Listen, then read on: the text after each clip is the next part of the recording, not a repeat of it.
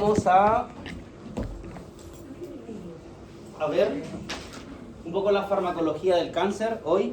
Así que vamos a hablar sobre los distintos agentes quimioterapéuticos. Pero antes de hablar de la quimioterapia, es súper importante que entendamos la biología celular.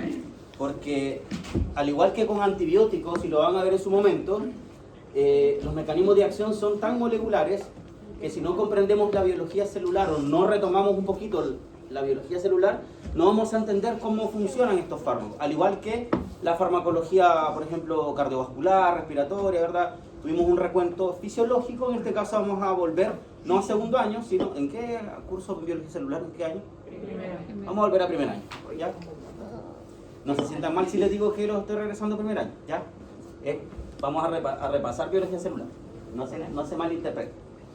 Entonces, ¿para qué? Para hablar un poco de los mecanismos, ¿verdad?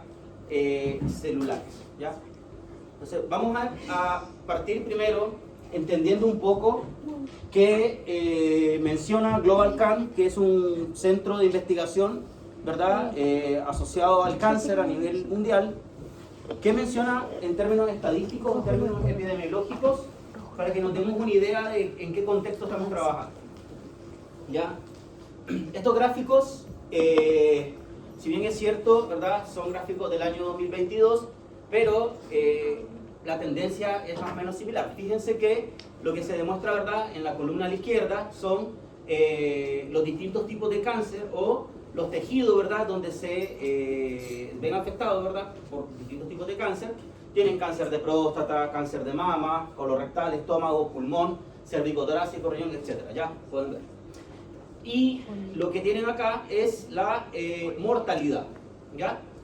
Entonces, ¿qué significa? ¿Ya? Por este lado tienen la incidencia y por este lado la mortalidad. En palabras simples, acá tienen, ¿verdad?, el porcentaje de personas que padecen cáncer y por este lado es el porcentaje de personas que mueren padeciendo ese tipo de cáncer. Entonces uno se asustaría cuando ve el dato del cáncer de próstata que dice que el 62,3% de la población masculina padece cáncer de próstata.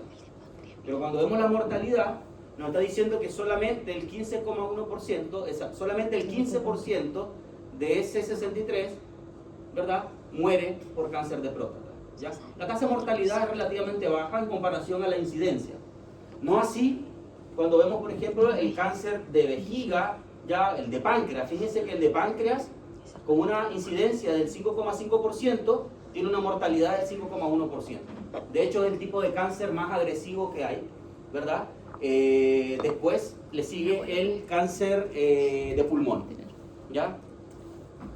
Entonces, cuando nosotros vemos estos datos, no nos vamos a guiar solamente por la incidencia, sino que hay que ir a comparar la mortalidad, ¿ok? Asimismo, este otro gráfico intenta demostrar qué tanto se ha avanzado en el tiempo, ¿verdad?, para mejorar la calidad de vida de los pacientes que padecen cáncer, ¿ya? Fíjense que mismo GlobalCan del año 2022, ¿verdad?, plantea los distintos tipos de cáncer, ¿ok? Y podemos ver acá, en la longitud de la flecha está indicando el porcentaje de supervivencia, ¿ya? Donde parte la flecha, estamos hablando que, ¿verdad?, es más o menos la década del 70, y donde termina la flecha sería más o menos la década del 2010, ¿ok?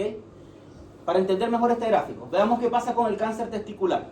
El cáncer testicular, en la década de los 70, ¿verdad?, donde inicia la flecha, tenía una supervivencia de más o menos, ¿cuánto le dan? Cercana al 75%, ¿verdad? Y donde termina la flecha, es decir, ya llegando al 2010, la supervivencia es casi 100%, ¿ya? Entonces, estamos hablando, ¿verdad?, de que en cuestión de más o menos 40 años, ¿ya?, se ha logrado recuperar casi al 100% la supervivencia en pacientes que padecen este tipo de cáncer, ¿ya? Muy gigante el concepto. Sí, ¿ya? Pero miren lo que ocurre con el cáncer de páncreas, ¿ya? En la década de los 70 la supervivencia era de cercana al 0%. ¿Y cuánto se ha avanzado en 40 años? Poco y nada. Algo similar ocurre con el cáncer de pulmón, con el cáncer de esófago, ¿ya? Principalmente el cáncer que va a afectar a tejidos epiteliales. Generalmente el cáncer que afecta a tejidos epiteliales son cáncer de tipo muy agresivos, ¿ya? Entonces, habiendo mencionado, ¿verdad?, esa estadística, ya nos damos cuenta a lo cual nos estamos enfrentando. Y uno de los grandes problemas que tiene la farmaco-oncología hoy en día es la resistencia, al igual que ocurre con con el manejo de los antimicrobianos, ¿ya? ¿Y por qué lo comento? Porque hay miles de grupos de investigación, ¿verdad?, invirtiendo miles de millones de dólares buscando fármacos que sean sinérgicos entre sí para mejorar la calidad de vida de los pacientes con cáncer y disminuir los efectos secundarios asociados, ¿ya?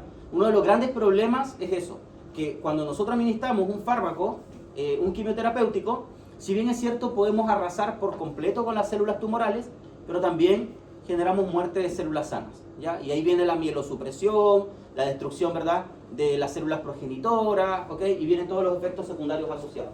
Entonces, el reto es enorme, y esto es transversal, tanto animales como personas, por si acaso, ¿ok? Si bien es cierto la estadística muestra lo que ocurre en seres humanos, esto de acá es en seres humanos, por si acaso, ¿ya? Es en seres humanos. Pero si vemos el panorama de lo que ocurre en animales, ya es muy similar. Podemos ver que el motivo de consulta, ya en la clínica diaria en pequeños animales, el cáncer es el principal motivo de consulta, ¿ya? Y además es el principal motivo de muerte, ¿ya? Seguido de las enfermedades cardiovasculares. No así en seres humanos, donde en seres humanos la principal causa de muerte son las enfermedades cardiovasculares seguidas del cáncer, ¿ok? En este caso, en pequeños animales, ¿verdad?, predomina el cáncer.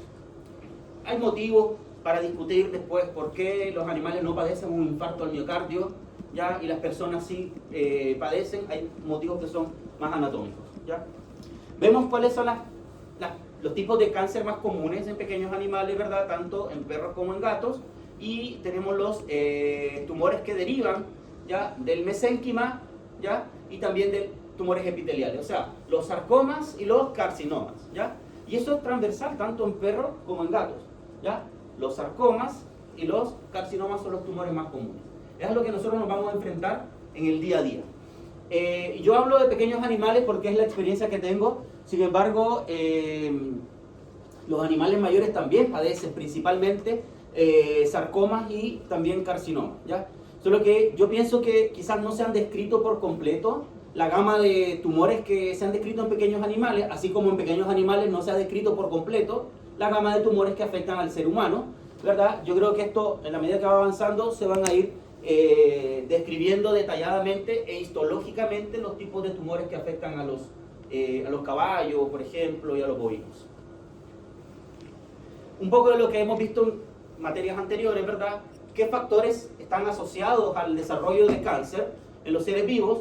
Tenemos, ¿verdad?, factores exógenos como la exposición a ciertas radiaciones, ¿verdad?, tanto radiaciones ultravioletas como también radiaciones nucleares, ¿verdad?, rayos X, ¿ok? O nosotros mismos cuando tomamos radiografías constantemente y no nos protegemos, ¿verdad?, con protectores de tiroides, con bitones, con el traje, ¿verdad?, de plomo, algunos medicamentos, ¿verdad?, y también algunos tóxicos, y existe también, se ha descrito la estimulación biológica o la estimulación hormonal. Por ejemplo, es muy frecuente en hembras caninas, ¿verdad?, y también felinas, que el celo constante va a generar una señal de estrógenos que va a estimular constantemente al receptor de estrógeno. Y el receptor de estrógeno es un receptor tirosina quinasa. ¿Qué quiere decir esto? Que cuando se estimulan todos los receptores tirosina quinasa, dentro de la célula va a llegar una señal de proliferación. Por eso, hoy en día, las terapias, tanto en humanos como en animales, están dirigidas en parte al inhibir a los receptores tirosina quinasa. Existen los fármacos, ¿verdad?, que son inhibidores tirosina quinasa. Pero también se describen, ¿verdad?, trastornos del metabolismo. Los radicales libres pueden inducir cáncer, y algunos virus que pueden ser también oncogénicos, como el papilomavirus o el mismo virus de leucemia felina, ¿verdad? Que es un virus oncogénico y que puede permitir el desarrollo de un linfoma en un felino, que es, en este caso, Viles positivo. ¿Ya? Otros patógenos que se describen más en seres humanos, como por ejemplo Helicobacter pylori, ¿ya? Las personas que padecen o que son reaccionantes positivas a Helicobacter pueden desarrollar cáncer gástrico. Por eso es súper importante que si una persona padece de reflujos o tiene, ¿verdad?, padece de mucha acidez gástrica, más allá de que uno de repente la dieta es como un poco, no sé, a veces nuestro régimen no es muy equilibrado, ¿verdad? Y asociamos a eso la acidez, hay que hacer las pruebas diagnósticas para descartar el Helicobacter, porque puede eso a futuro traer, ¿verdad?, cáncer gástrico. O los pacientes que padecen tuberculosis pueden desarrollar también cáncer de pulmón. Y existen algunos factores endógenos que son asociados más a mutaciones, que son propias, ¿verdad? Y eso no lo podemos evitar, ¿ya? Nosotros, por ejemplo, podemos esterilizar, podemos utilizar o tener una dieta rica en antioxidantes, podemos vacunarnos y no exponernos a ciertos patógenos, pero no podemos cambiar esto, ¿ya? Porque eso es algo inherente, es algo propio, ¿ok? Y las mutaciones ya tienen que ver con, ya sea en el ADN directamente, o cuando el ADN madura y empieza a replicarse, durante ese proceso de maduración también pueden haber alteraciones que permiten el desarrollo de cáncer. O simplemente algunas alteraciones cromosomales también. Desde el punto de vista fisiopatológico, solo para contextualizar, insisto, en la introducción, ¿verdad? Sabemos que la célula tumoral no puede crecer por sí sola, ¿ya? Sino que necesita de la interacción con otros elementos celulares y también elementos químicos, ¿ya? Fíjense que en este esquema se representa, ¿verdad?, células tumorales, acá, ¿ya?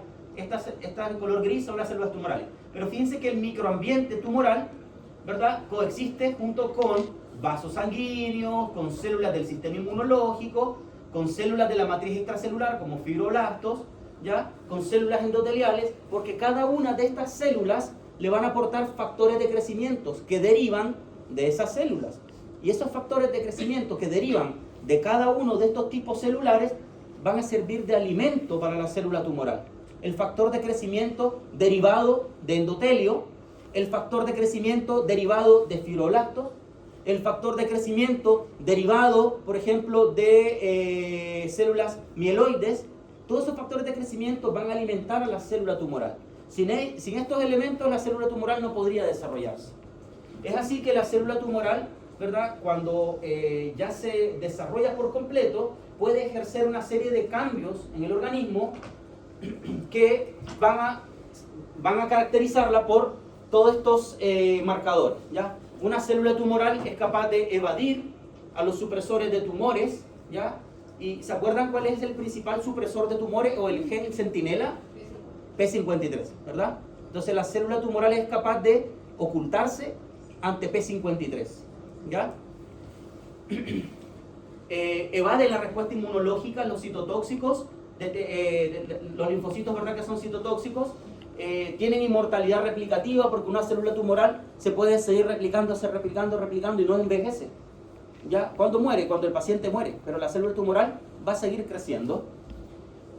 Activan mecanismos de invasión y de metástasis, porque expresan estas metaloproteasas que van degradando la matriz extracelular para meterse en los tejidos, ¿verdad?, y poder invadir otros órganos. Son capaces de inducir angiogénesis porque expresan factores de crecimiento endoteliales vasculares que permiten la formación de nuevos vasos sanguíneos, al igual que evaden la respuesta inmunológica, y los supresores de tumores también evaden la respuesta apoptótica, ¿ya? Porque son células que están creciendo, proliferando constantemente. Y hay algo que es súper importante, y es que las células tumorales generan una desregulación en el balance energético, ¿ya?, y tienen una señal proliferativa excesiva. Cuando hablamos de la desregulación energética, ya alteran al metabolismo celular normal. Y de hecho las terapias hoy en día en parte están dirigidas a controlar las alteraciones metabólicas de la misma célula tumoral. Porque si nosotros le cortamos la fuente de energía a una célula tumoral, esa célula se puede morir, ¿ya? Así que en parte por ahí quiero explicarles un poco la clase. La clase de hoy, si bien es cierto, vamos a ver la típica, ¿verdad? Este fármaco tiene este efecto. Ustedes se van a dar cuenta que los fármacos acá, más que comprender en qué situaciones usarlos, hay que memorizarlos. En farmacología oncológica uno memoriza, este fármaco te sirve para este tipo de tumor, para este tipo de tumor y para este otro tipo de tumor. No hay una decisión hemodinámica como en farmacología cardiovascular, ¿ya? Sino la decisión es más hacia dónde quiero ir, qué quiero atacar. Quiero atacar el metabolismo, quiero atacar a los receptores tirosina quinasa, quiero atacar la mitosis, la síntesis. Por ende, cuando vaya hablando de cada uno de los fármacos, ¿verdad? Y quiero que tengan claro detalles de los mecanismos, por eso quiero hacer breves explicaciones, ¿ya? De la biología celular, y después hacia qué tipo de tumores se utilizan, ¿ya? No me interesa que, por ejemplo, se aprendan la biodisponibilidad, que se aprendan incluso la vía, da lo mismo, porque eso es como uno lo ve. Pero sí que sepamos para qué tipo de tumores podemos utilizar algunos, ¿ya? Yo les voy a comentar cuáles son los tumores más comunes.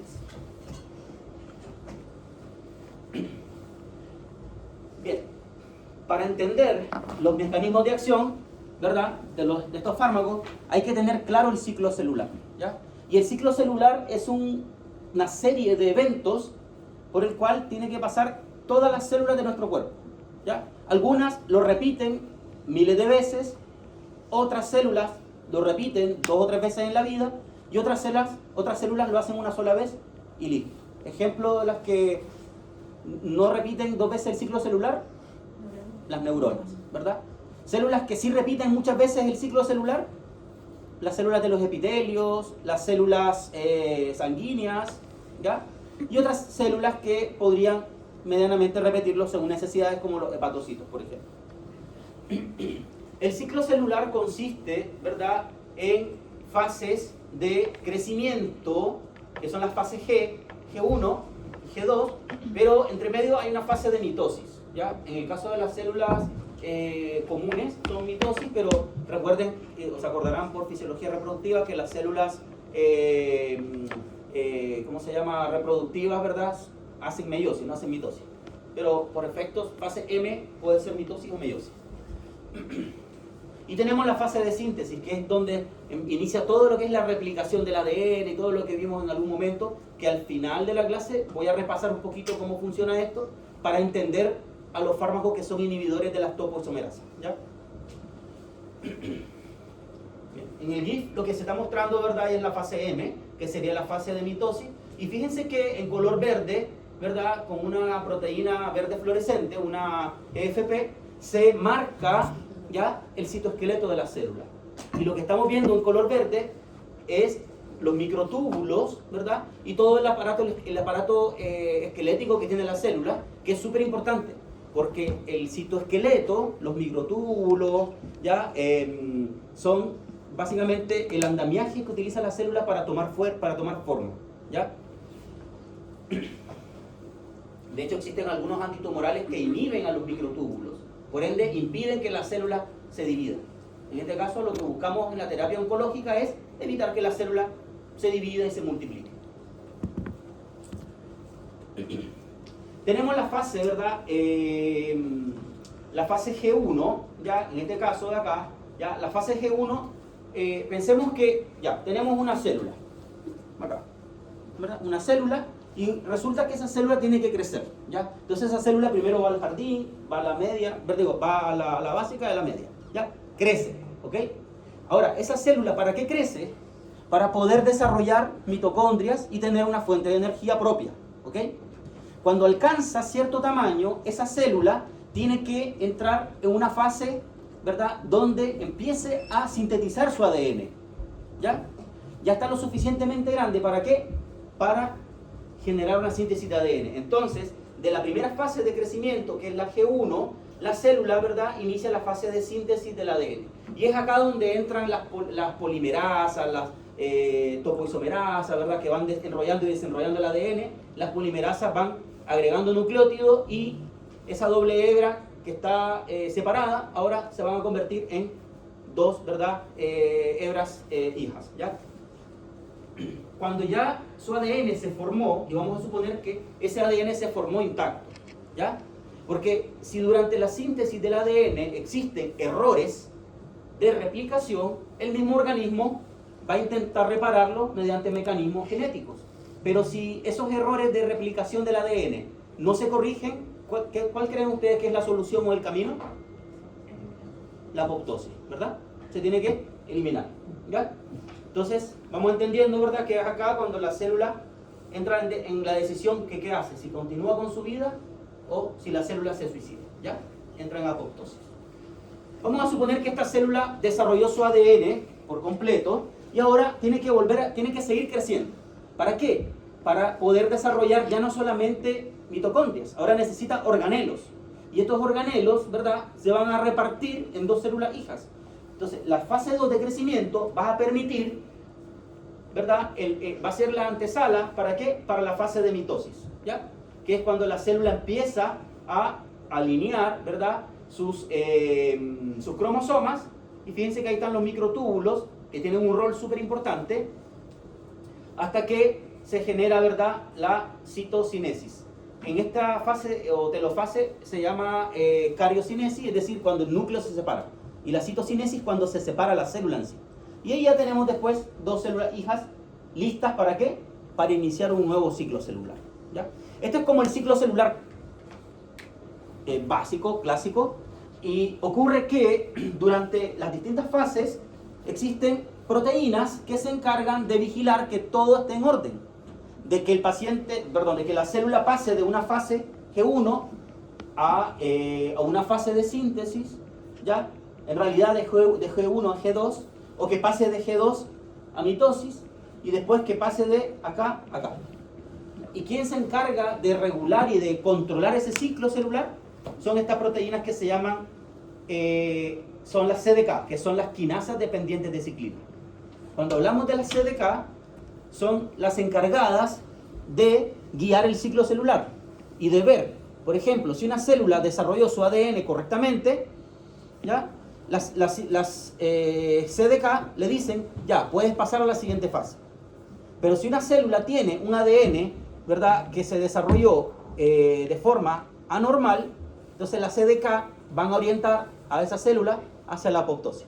Entonces, las CDK son súper importantes porque existen terapias oncológicas que están dirigidas a, ¿verdad?, bloquear o activar estas CDK. ¿Se entendió lo del ciclo celular, verdad? ¿Sí? Ya. Esa era la célula multiplicándose. Pero la célula necesita, para poder guiar esa multiplicación, necesita un alimento. Y ese alimento, básicamente, ¿verdad?, se lo van a entregar, ¿quiénes? Se lo van a entregar los factores de crecimiento, ¿ya? Y esos factores de crecimiento, todas las células tumorales y células normales, pero en este caso hablemos de la célula tumoral. Toda célula tumoral va a expresar en su membrana receptores de factores de crecimiento. De manera que si interactúa con otra célula, esa otra célula le va a entregar ese factor de crecimiento que va a ser su alimento, y la célula va a tener una señal de proliferación. Por ejemplo, si la célula tumoral interactúa con una célula endotelial, esa célula endotelial le va a entregar el VEGF, que es el factor de crecimiento endotelial vascular, ¿ya? Y así sucesivamente. Si está al ladito, pegadita a un fibroblasto, le va a entregar un factor de crecimiento fibroblástico y la célula tumoral se va a alimentar de ese factor de crecimiento. ¿Para qué? Para señalizar dentro de ella, ¿verdad?, la función de proliferación. Entonces ustedes pueden ver, a modo de ejemplo, si esta es una célula tumoral, en su membrana, ¿verdad?, expresan distintos receptores. Acá tienen un receptor acoplado a proteína G, ¿verdad?, que son receptores de, por ejemplo, típico receptor de adrenérgico, pero también tienen receptores tirosina quinasa para factor de crecimiento insulínico, para factor de crecimiento tumoral, para factor de crecimiento epidérmico, ¿ya? Y, en fin, una serie de factores de crecimiento. De manera que cuando la célula tumoral se une ese factor de crecimiento a su receptor, dentro de ella ¿verdad? Como que le van a crecer mariposas y le pasan cosas a la célula. ¿Y qué cosas le pasan? Empiezan a desarrollar una serie, una cascada de eventos dentro de la célula hasta que llegan al núcleo y le dicen al núcleo: activa tus genes que codifiquen para que la célula prolifere. Entonces, entre más factores de crecimiento reciba cada uno de los receptores que tiene la célula tumoral en su membrana, vamos a tener una mayor señal proliferativa. ¿Ya? ¿Se entiende eso, verdad? ¿Por qué? ¿Y por qué es importante entenderlo? Porque cuando hablamos de las terapias con inhibidores de receptores tirosina quinasa, como el masitinib, erlotinib, gefitinib, ¿qué es lo que hacen? Bloquean a los receptores para que no se unan esos factores de crecimiento e impidamos la proliferación de un tumor que ya está instaurado y evitamos que ese tumor siga creciendo. ¿Ya? Generan alteraciones en el metabolismo. ¿Ya? Yo creo que acá todos y todas han ido a mi oficina y han visto ese póster gigante, ¿verdad?, que está ahí a mi espalda. Este es uno de ellos, ¿ya? Un resumen de uno de ellos. Es el de la derecha, porque el de la izquierda más de señalización. Pero de todo lo que está acá, lo importante que quiero enseñarles, y solamente para que lo tengan un poco claro el contexto, insisto, cuando lleguemos a la parte farmacológica, van a ver que vamos a pasar rápido con los medicamentos. ¿Ya? Quiero que entendamos bien la biología celular. La célula tumoral, durante la fase de síntesis de ADN, no basta con que la hebra de ADN, ¿verdad?, se separe, ¿verdad?, con las helicasas y que las topoisomerasas desenrollen para que las polimerasas empiecen a fabricar la hebra complementaria. Para que las polimerasas fabriquen esa hebra necesitamos nucleótidos. Adenina, citosina, guanina, ¿verdad?, timina, uracilo en el caso del ARN, entre otros nucleótidos. ¿Ya? Para poder tener disponibilidad de nucleótidos, la célula necesita metabolizarlos. Fíjense que existen algunas vías que son importantes. Por ejemplo, si nosotros partimos acá, la S-adenosil-homocisteína, ¿verdad?, permite la formación de homocisteína. Pero esa homocisteína, ¿verdad?, insisto, no quiero que se aprendan esto, quiero que lo entiendan. ¿Ya? Procede a preguntar la vía metabólica de la prueba. Ya. La homocisteína va a permitir la síntesis de cistationina y también de cisteína. Pero hacia arriba tenemos la formación de este compuesto que se llama tetrahidrofolato, que es clave, porque cuando nosotros, ¿verdad?, vamos a hablar de algunos agentes quimioterapéuticos como la gemcitabina o la citarabina, ¿verdad?, lo que hacen estos agentes quimioterapéuticos es que reemplazan a los distintos nucleótidos, ¿ya?, y se hacen pasar por ellos y de esta forma detienen el proceso de síntesis. ¿Ok? Es como que ustedes acá vienen a dar la prueba, ¿ok?, y Carla manda a su hermana gemela, pero su hermana gemela estudia Derecho. ¿Y qué pasa? A Carla le fue súper bien en la prueba, pero como su hermana gemela vino, ¿verdad?, y dio la prueba, le fue mal. Y eso detuvo el proceso de aprendizaje de Carla, probablemente la carrera. Después Carla decidió estudiar Derecho. Ya lo vi, ¿ya? Entonces, ¿qué hacen estos fármacos? Básicamente reemplazan a estos compuestos, ¿verdad?, ocupan su lugar, y eso lo que finalmente conlleva es a que se detenga la síntesis del ADN. Entonces, el metabolismo es clave, porque hoy en día las terapias están siendo dirigidas a bloquear algunas rutas enzimáticas o alguna ruta metabólica de la célula tumoral. Acá tienen una ruta que se llama la vía de las poliaminas, que serían estas: putrescina, espermidina y espermina. Son estas tres poliaminas que, cuando están aumentadas en las células tumorales, lo que hace la célula tumoral es que tiene una señal proliferativa, ¿ya? O sea, en células tumorales se sabe que están aumentadas estas poliaminas, estas dos principalmente. Entonces, la idea de las terapias es inhibir la síntesis de estas poliaminas. ¿Para qué? Para quitarle las señales de proliferación a esas células tumorales. Pero lo vamos a ver un poquito más adelante. Entonces, el metabolismo, ¿verdad? El metabolismo hoy en día es un blanco terapéutico importante, ¿ya? Y cuando hablamos de metabolismo, no crean que es todo esto. Cuando uno estudia células tumorales y metabolismo, estudia una vía pequeñita. Tendríamos que hacer ahí como un zoom gigante para quedarnos con una sola vía, ¿ya? Y estudiar esa vía y tratar de inhibir esa vía metabólica. Y en este gráfico se ve un poco cómo han avanzado los estudios, ¿verdad? Desde la década de los 20, de los años 20, ¿verdad? Cuando se descubrió el efecto Barbour, ¿ya? El efecto Barbour es una característica que tienen las células cancerígenas, que es como viene como a confundir todo lo que nosotros hemos aprendido. Nos han enseñado siempre que las células normales, eucariotas, ¿verdad? Normales, obtienen el ATP a partir de glucosa en presencia de oxígeno, ¿ok? Que se obtienen 36 moléculas de ATP. Y que cuando la célula tiene glucosa pero no tiene oxígeno, ¿qué va a producir? Va a producir lactato, ¿verdad? Y tan solo 2 moléculas de ATP, ¿ya? Entonces, ¿qué quiere decir esto? Que una célula normal, en condiciones anaeróbicas, no se produce ATP. Se produce escaso ATP. Pero la célula tumoral es capaz de producir energía ATP y mucho ATP, aunque no tenga oxígeno, ¿ya? O sea, literalmente la célula tumoral es carne de perro. Literalmente, porque quítale el oxígeno, da lo mismo, dicen, me lo paseo. Igual sigo produciendo energía, ¿ya? La célula tumoral es así, por eso tiene esta señal proliferativa y por eso es tan difícil el tratamiento. Si las células tumorales se comportaran como una bacteria, créanme que sería muy fácil tratar a un paciente con cáncer. Sería como tratar una infección, ¿ya? Con un antibiótico, 7 días y listo.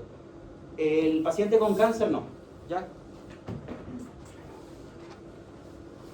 Entonces, desde el descubrimiento de este fenómeno glicolítico anaeróbico, ¿verdad? Hasta, fíjense que estamos ya más o menos por acá, 2020, 2024 y 2023, ¿verdad? Incluso hasta la fecha ya se está trabajando más con mapeo mitocondrial, ya de las rutas de las redes mitocondriales o de las conexiones que hay. Se está hablando también de, por ejemplo, ¿cómo se llama? Se trabaja mucho con el secuenciamiento del ADN mitocondrial. Ya no solamente basta con entender el metabolismo. Ahora entendamos la genética del metabolismo. Porque el ADN no está solamente presente en el núcleo, también está presente en las mitocondrias, ¿ya? Por eso, no sé ustedes, pero a mí me encanta subir memes para el Día de las Madres, cuando es Feliz Día de las Madres. ¿Y qué? Una mitocondria. ¿Por qué? Porque existe el ADN mitocondrial que nos da la información, ¿verdad?, genética a nosotros, ¿ya? Cosas que me encantan.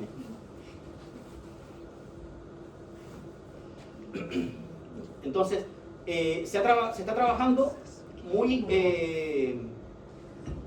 dirigido a lo mitocondrial. Ya no tanto al núcleo, ya no tanto ¿cómo se llama?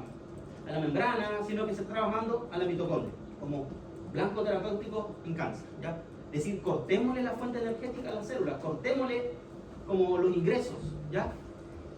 Es como cortarle la plata a un negocio, así de simple. ¿Cómo? ¿Verdad? Es que Tomás me pregunta, ¿qué pasa con las células sanas? Claro, ese es un gran reto.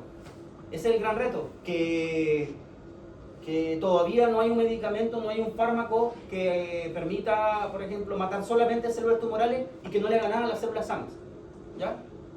Y lo otro es que, no sé, pero ustedes han escuchado que a veces dicen, encontraron la cura del cáncer, ¿ya? O sea, cuando dicen encontraron la cura del cáncer, es porque estudiaron un fenotipo de cáncer de los muchos tipos de cáncer que tiene un tipo celular, de los muchos tipos celulares que hay en un órgano, ¿ya?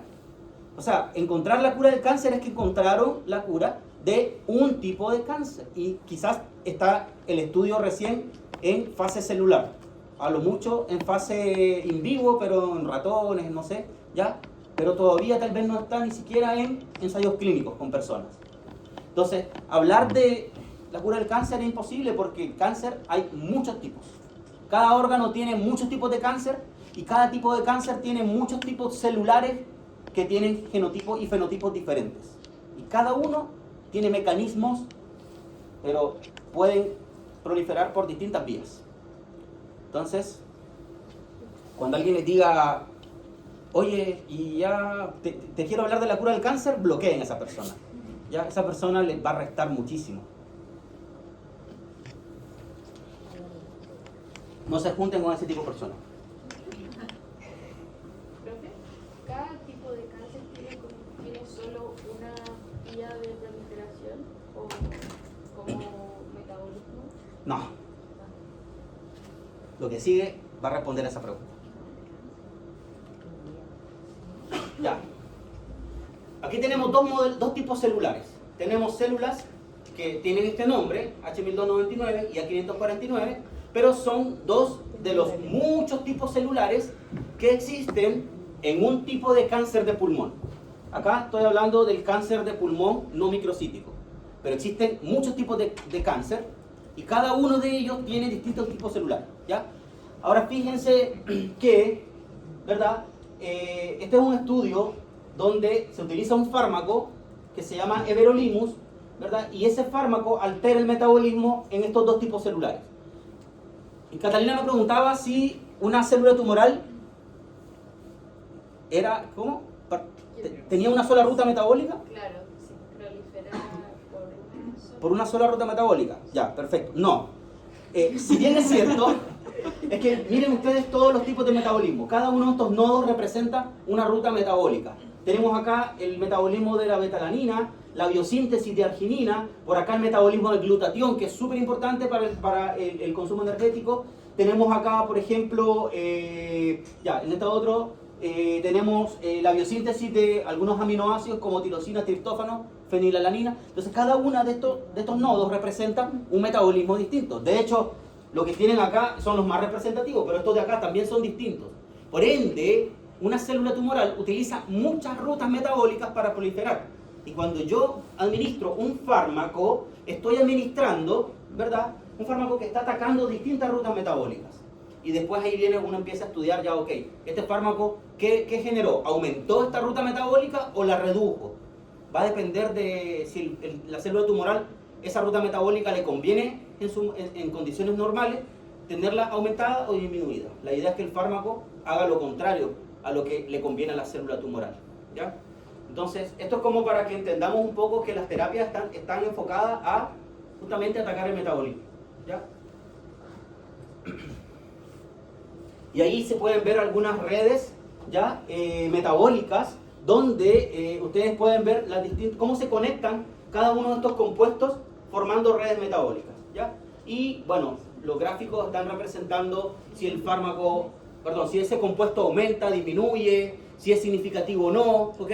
Pero básicamente la idea es que ustedes entiendan que cuando nosotros utilizamos un fármaco antitumoral, ¿verdad? Ese fármaco va a actuar en muchas rutas metabólicas y va a ejercer muchos efectos, ¿ya? Muchos efectos. Los dos tipos celulares más importantes están acá, ¿ya? Y cada uno ejerce efectos distintos. Fíjense que en la A549, la ornitina, ¿ya? Reduce, ¿verdad? Pero fíjense el tamaño que tiene el nodo de la ornitina en las H1299, ¿ya? Son de distintos tamaños. Es más, para darle otro ejemplo, fíjense que el acetilglutamato en este tipo celular es redondito y acá es cuadrado. ¿Por qué? Porque acá hubo un cambio significativo y acá no hubo ningún cambio. Este tipo de nomenclatura la manejo yo porque estoy loco, ¿ya? Pero es solo para que ustedes entiendan que los fármacos pueden ejercer distintos efectos, ¿ya? En células tumorales. Y ojo, H1299 y A549 son células distintas que son extraídas de un mismo tumor, ¿ya? De un mismo tumor, de un cáncer de pulmón de células no microcíticas, ¿ya?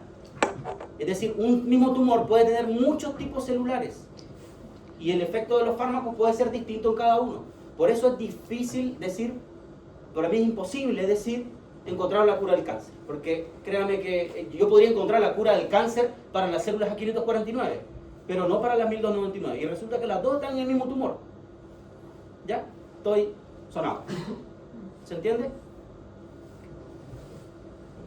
Entonces, algunos datos de interpretación de las respuestas farmacológicas nos dicen que podemos tener, ¿verdad?, respuestas o regresiones completas de los tumores, si es que logramos la remisión por completo, como se puede ver en este caso, ¿ya? Este gatito tenía un carcinoma de células escamosas en el plano nasal, y fíjense que después de algunas terapias, ¿verdad?, administradas, ahora ese gatito prácticamente ya recuperó la arquitectura de su plano nasal, ¿ya? Y existen muchas estrategias, muchas, ¿ok? Y luego tenemos regresiones parciales, estables o algunas que son progresivas, va a depender del tamaño del tumor, ¿verdad?, que tengamos al final del tratamiento, ¿ya? Ahora, la respuesta, como dice este cuadrito, la respuesta al tratamiento, ¿verdad?, va a depender de muchos factores. La respuesta de tu tratamiento quimioterapéutico va a depender, uno, del tipo de cáncer, ¿ya? Si es un sarcoma o si es un carcinoma, si es benigno o si es maligno, ¿ok? Si tiene una mutación en KRAS o en P53, porque también las mutaciones son súper importantes. Va a depender del estadio en que se encuentre, si ese paciente estaba en estadio 1 o estadio 4. ¿Alguien recuerda por qué se caracteriza el estadio 4? Anatomía patológica, estadio 4. Hay metástasis, ¿ya? Tenemos metástasis y ni siquiera metástasis cercana, en linfonodos cercanos, sino en linfonodos lejanos, ¿ya? O sea, el paciente en estadio 4, obviamente la respuesta al tratamiento, a la terapia, es nula respecto a un paciente que tiene un cáncer de estadio 1. Lamentablemente, casi nunca encontramos el cáncer en estadio 1, porque ¿quién lleva a hacer exámenes cada 3 meses, cada 6 meses a su paciente? Casi nadie, ¿ya? Entonces es muy difícil encontrar un cáncer en estadio 1 o estadio 2. Bueno, ¿de qué otra cosa depende también? Va a depender del agente quimioterapéutico, ¿ya? Si la célula tumoral es resistente o si es sensible a ese fármaco, y también del estado general del paciente y del estado inmunológico. No es lo mismo tratar un cáncer en un paciente con una condición corporal 3 de 9 versus un paciente 5,5, 6 de 9, ¿ya? Lógicamente, ¿verdad?, el tratamiento va a tener mejor efecto en un paciente con condición corporal más estable, más normal. Los tratamientos con los cuales contamos hoy en día en medicina veterinaria son multimodales. Tenemos las cirugías de resección, tenemos la radioterapia. En Chile ya está disponible la radioterapia para algunos tipos de tumores, sobre todo los tumores cutáneos. En Argentina y en Brasil hace años ya trabajan con radioterapias para tumores cerebrales, tumores más profundos, ¿ya? La quimioterapia, que es el uso de fármacos, solamente fármacos, ¿ok? Tenemos la electroquimioterapia, donde lo que buscamos es generar poros en la célula tumoral mediante una aguja y a la vez una descarga eléctrica que permita electroporar a la célula, generarle poros. ¿Para qué? Para que cuando nosotros generamos esa descarga eléctrica en el tumor, luego le inyectamos el antitumoral y el antitumoral puede ingresar con facilidad a la célula. Porque uno de los mecanismos de resistencia que tienen las células tumorales en el paciente oncológico es que no permite el ingreso del agente antitumoral. Por ende, no llega hacia el sitio de acción. Y eso es uno de los grandes problemas que tienen las terapias oncológicas en humanos y en animales. Por ende, mediante la electroquimioterapia generamos, ¿verdad?, electroporación a la célula y después el antitumoral va a ingresar con mucha facilidad. La inmunoterapia. Se trabaja hoy en día con los anticuerpos también. De hecho, en Chile no sé si están disponibles los anticuerpos. Para animales todavía, en otros países sí, pero en humanos se trabaja mucho. Súper cara. Las inmunoterapias son muy caras. Y luego están las terapias génicas, que ya estamos hablando que hay que trabajar a nivel de genética, ¿verdad?, a nivel molecular, utilizar un ARN que te vaya a bloquear algo o inhibir la síntesis, ¿verdad?, de proteínas que participan en proliferación, así que es un poquito más complejo. Yo les voy a mencionar los distintos agentes quimioterapéuticos y los inhibidores de algunos blancos moleculares. No voy a hablar de las terapias génicas, pero sí inhibidores, sobre todo inhibidores, por ejemplo, de la topoisomerasa o inhibidores tirosina quinasa. ¿ya? Que son ampliamente utilizados, sobre todo estos últimos. Lo que ustedes están viendo acá, ¿verdad? Y hay un video, es una gatita que estaba en tratamiento del hospital en Jovet, Filippi, mediante electroquimioterapia. Fíjense que lo que ustedes ven acá es el aparato, ¿verdad? El aparato de electroquimioterapia donde uno programa el voltaje que le va a administrar, ¿verdad? Y la frecuencia, y lo que se está realizando ahí era una gatita que tenía un carcinoma de células escamosas. Entonces se introduce una aguja, y una vez que esa aguja está ahí dentro del tejido, ¿verdad? Una vez que está dentro, llega la descarga eléctrica, el voltaje.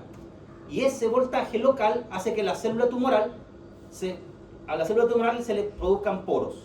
Pero a la vez, el paciente, ¿verdad? Está con una vía puesta, y por ahí se le está pasando un fármaco, generalmente es bleomicina, y la bleomicina puede ingresar con mucha facilidad a la célula cuando se electropora, ¿ya? ¿Y qué hace la bleomicina? Inhibe la síntesis de ADN, ¿ya? Si nosotros no electroporamos la célula, probablemente no vamos a tener una respuesta favorable al tratamiento. Hoy en día, créame que los carcinomas de células escamosas, casi la mayoría responden súper bien. En 2-3 semanas con electroquimioterapia andan súper bien, ¿ya? Antiguamente el paciente se eutanasiaba por carcinoma de células escamosas. Hoy en día no, ¿ya? ¿Y cuánto puede, para que tengan una idea, cuánto vale una sesión, con un tratamiento de electroquimio? Entre 180 y 250 mil pesos, ¿ya? O sea, yo por el Hermoso pagaría todas las quimios posibles. Entonces ustedes, ¿ya? Y generalmente con 2 o 3 sesiones andan bien. Y las sesiones como cada 15 días. Entonces, si te dicen, ¿sabes qué? Tu gato tiene carcinoma de célula escamosa, necesita 2 sesiones y te cuesta 180.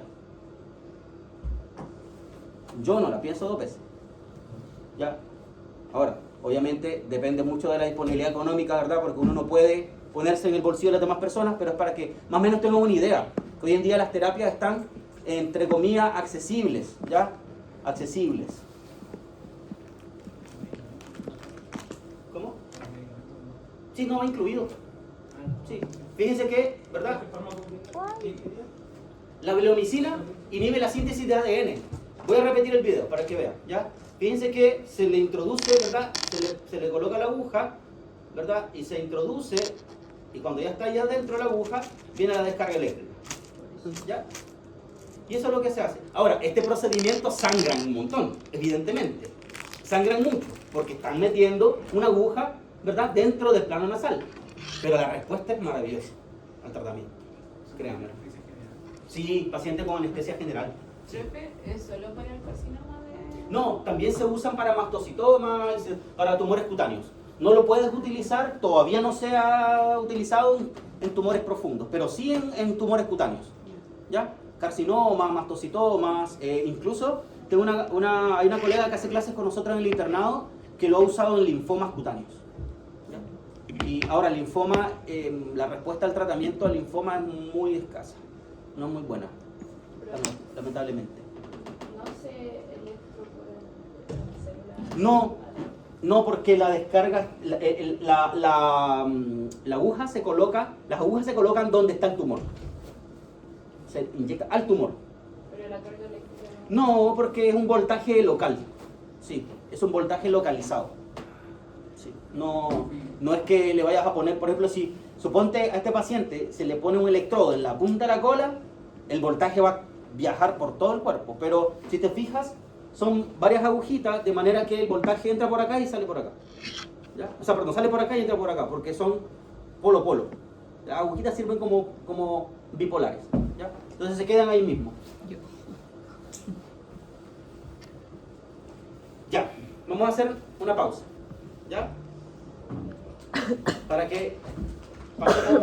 explicarles esto y que pasemos un poco más rápido los fármacos y lo que viene ahora.